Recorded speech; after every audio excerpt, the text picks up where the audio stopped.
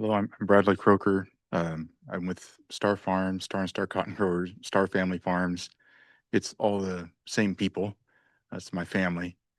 Um, and I drove up here today because this is an issue that's incredibly important to our family. Next slide, please. Oh, and I did take the oath as well. So just a little, I won't dwell on any of this, but just a little background. We're a family owned and operated farm. We've we've been in Kern County since 1936, and I'm the fourth generation of the farm. We grow a wide variety of crops. We're a diversified farm. It includes pistachios, almonds, carrots, onions, wheat, barley, triticale, corn, safflower, and most recently cherries. Um, thank you. Uh, and as has been already discussed, a portion of our farm and our property is within the proposed area. Um, and also we are directly abutting the proposed area. I apologize if my lingo is not correct. Um, excuse me. Uh,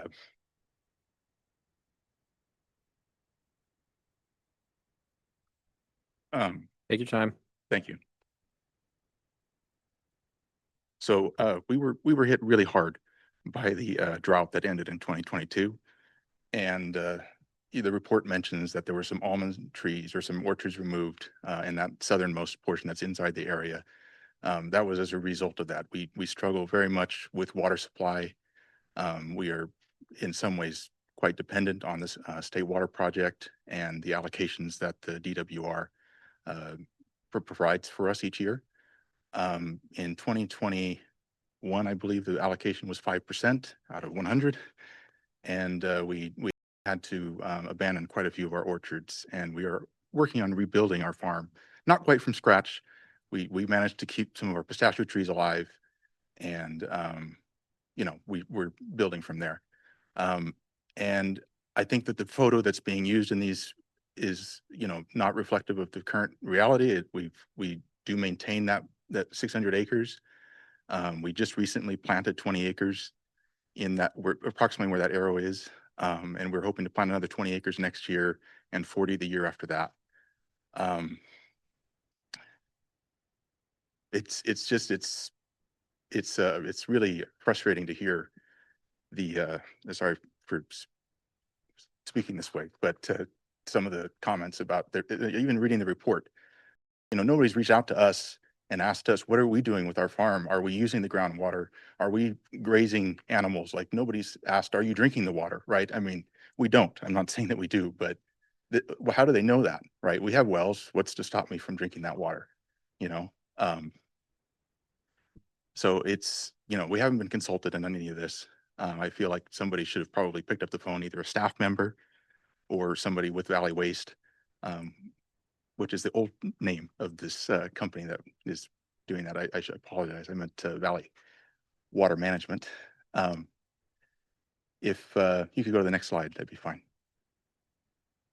Um, so we do use this groundwater to grow crops, and it's especially important to us during drought years. We've done this for decades now, and it was critical to us in 2020 and 2021 when our water supply from the state was cut dramatically.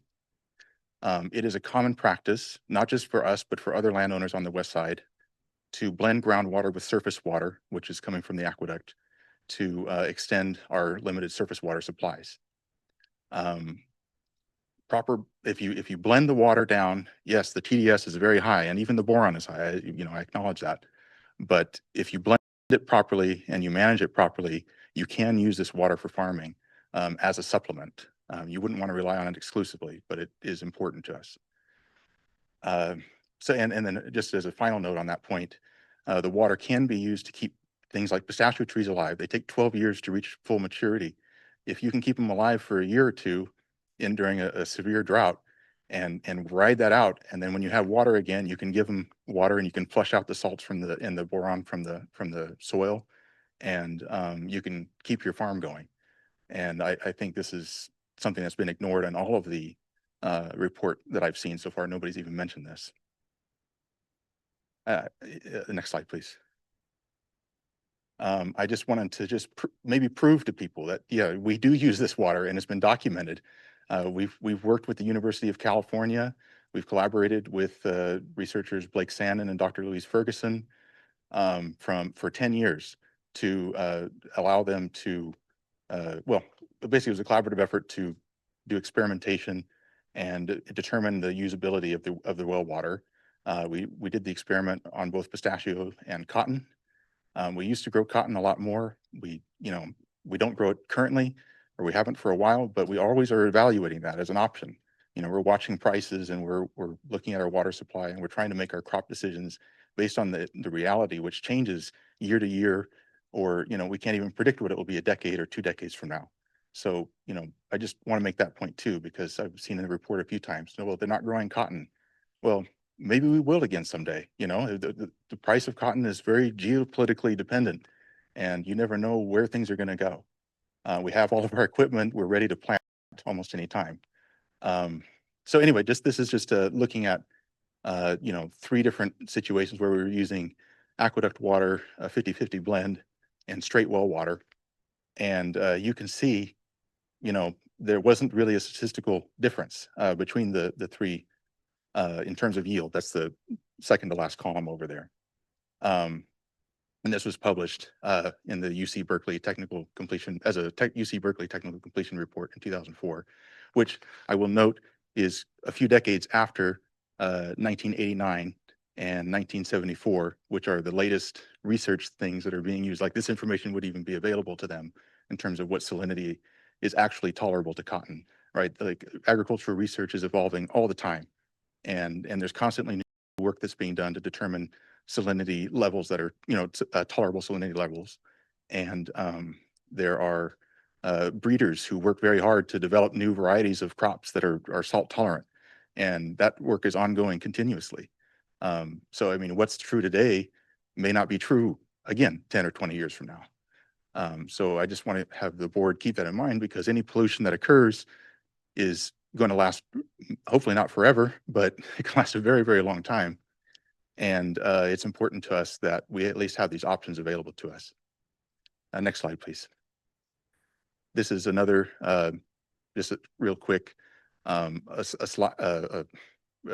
a result from those studies, which is looking at pistachio yields. And you can see that even up to an EC of 14, which isn't directly easily translatable to ppm of TDS, but if you knew all the constituent components, you could do that conversion, and you would see that that's a very high number. It's probably most likely, the 14 number is probably over 8,000 TDS. Again, that's not me saying that that's the number. I'm not an expert, and I didn't do the conversion, but somebody should probably be looking at that on staff, or if whoever is responsible for this stuff should be looking at these studies and evaluating them when they're making these decisions. All right, next slide, please. Oh, by the way, I forgot to mention, those studies were done with, you can see where the studies were done in that original map. Like, it's right next to the boundary. Like, this is not like way far away. So, okay. Just in conclusion, I feel that the report, the review, like the peer reviewers and everybody has just completely ignored us in terms of like talking to us or asking us what we think this groundwater's value is. And we find that the 5,000 TDS threshold is arbitrary. I mean, maybe there has to be, for some regulatory purpose, some sort of upper limit, but why wouldn't you want to protect groundwater? Why would you want to make it even dirtier? This stuff that they're going to put in the ground, that they want to put in the ground, that they're doing actually, even to this day, is nasty stuff. It's very high salinity. It's crazy to me that a board or a staff or whoever that's responsible for protecting our water supplies would allow this kind of activity to even be going on in the first place. Although I acknowledge that's been going on since 1960. It's always been insane to our family. But we've kind of just not made too many waves about it with Valley Water Management, but it's a big deal. I think that, pistachios are the major number one crop that's being grown in the area today. They totally ignored pistachios when they did this report.